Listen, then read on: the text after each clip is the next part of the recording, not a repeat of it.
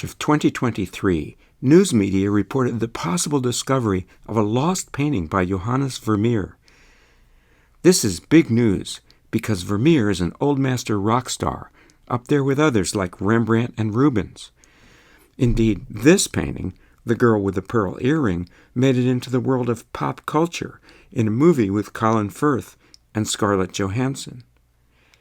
Finding a lost Vermeer, however, is even more important because we have so few of his works, with only about 35 known paintings and a few maybes. Actually, the number of Vermeers is going down. This one was stolen from Boston's Isabella Stewart Gardner Museum in 1990 and hasn't been seen since. This one just got kicked off of the official list by some experts. In the 1940s, a famous art forger, Hans van Meegeren, created fake Vermeers like this one that fooled many of the experts. Today, even these forgeries are highly valued. The story starts at Amsterdam's famous Rijksmuseum, which in 2023 hosted an exhibition with the most Vermeers ever seen in one place. The museum also held a seminar with Vermeer experts, one of whom surprised the Vermeer world with a conjecture that a painting, long in storage at the Philadelphia Museum of Art, is actually by Vermeer himself. In this video, I'll try to answer 3 questions. What is this painting? Why might it be a Vermeer? And what is the takeaway from all of this? Let's start with the Philadelphia painting. It came to the museum in the 1930s. It was in very poor condition, but it closely resembles a well-known Vermeer painting at Kenwood House, a stately home, now a museum on the outskirts of London. That painting is The Guitar Player, a beautifully preserved, authentic Vermeer. I'll call it the Kenwood painting. It is, of course, a favorite among guitar players, and it is reported that Paul McCartney used to visit Kenwood and spend 40 minutes at a time contemplating the painting. The composition of the 2 paintings is very similar. In fact, there's only one obvious overall difference. The woman in the Kenwood painting has these ringlets in her hair, which are missing in the Philadelphia painting. But other than that, the lines in the paintings are similar, even including details such as the folds in the dress. The outlines of the paintings are so similar that they can be superimposed on each other. However, the Philadelphia painting doesn't have the amazing painting details you would see in a Vermeer, which is why experts believed that it was a copy of the Kenwood Vermeer. Dutch scholar Arie Vollert, however, visited the Philadelphia Museum of Art, studied their picture, and took microsamples of the paint. He thinks that both paintings were made by Vermeer himself. That brings us to our second question. Why might the Philadelphia painting be a Vermeer? I have only seen news reports, but I will try to reconstruct the reasoning as best as I can.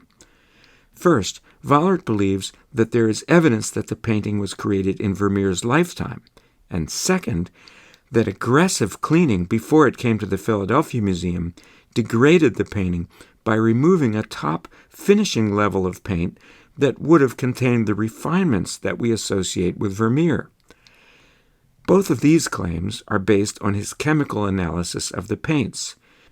His analysis suggested that the paints used were typical of what Vermeer used, but were rarely used after his death in 1675.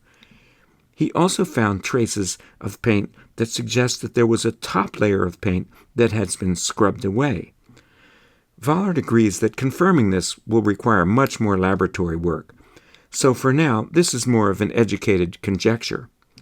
Vollert also believes that the Philadelphia painting was created by a highly skilled artist.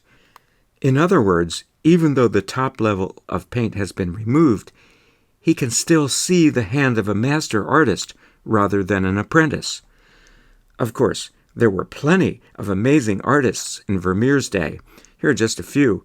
Why couldn't one of these artists have produced the painting? Vollert's answer is that Vermeer was not at all famous or important in his own day, so that no master artist would have gone to the trouble of making such an exact copy of a Vermeer work. The highly skilled artist, then, must have been Vermeer. In other words, an apprentice couldn't have done the painting, and a serious professional wouldn't have done it. That leaves Vermeer as the most likely creator. There are some big assumptions here, and I'm sure the discussion will go on. But the question is clear. Is the Philadelphia painting a masterpiece from Vermeer's time, with its beauty scrubbed away, or is it a badly damaged copy from a later period?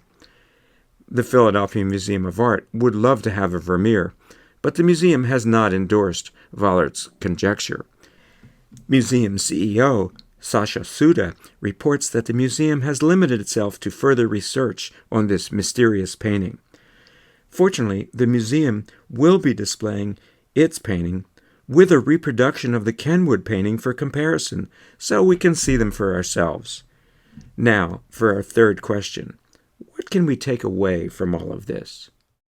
First, it has inspired more research, which might be very important. For me personally, however, the main takeaway is to increase my interest in Vermeer's Guitar Player. This isn't one of the most famous Vermeer paintings, partly because it's in an out-of-the-way spot, and also because Kenwood feels that it's too fragile to lend for Vermeer exhibitions. I must admit, however, that when I made the pilgrimage to Kenwood House to see the painting, I thought the painting was most interesting because of its similarity to other Vermeer paintings. For example, let's compare it to A Lady Writing. Both of these paintings show a woman in her house engaged in domestic activities, like writing a letter or playing musical instruments.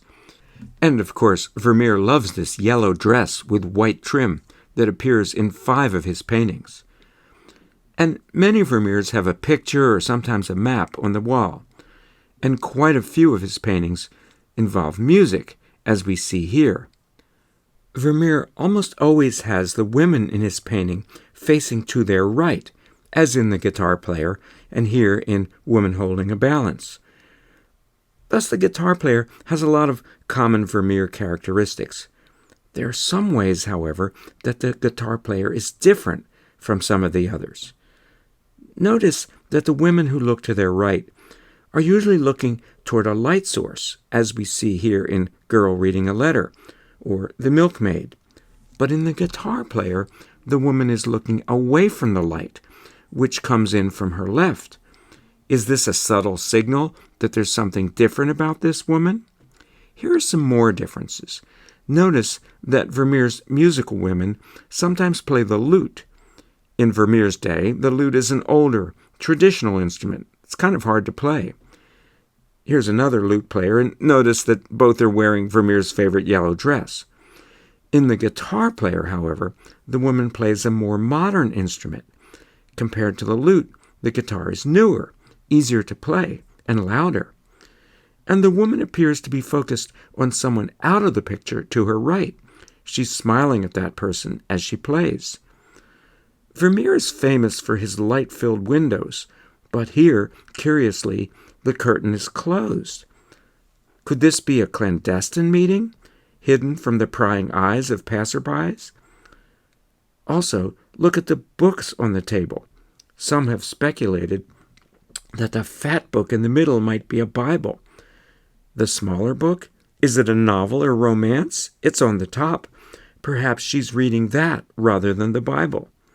Are these little differences significant? Maybe, maybe not. But let me just propose a meaning they might have. Look at this painting. Here, the woman is receiving a letter.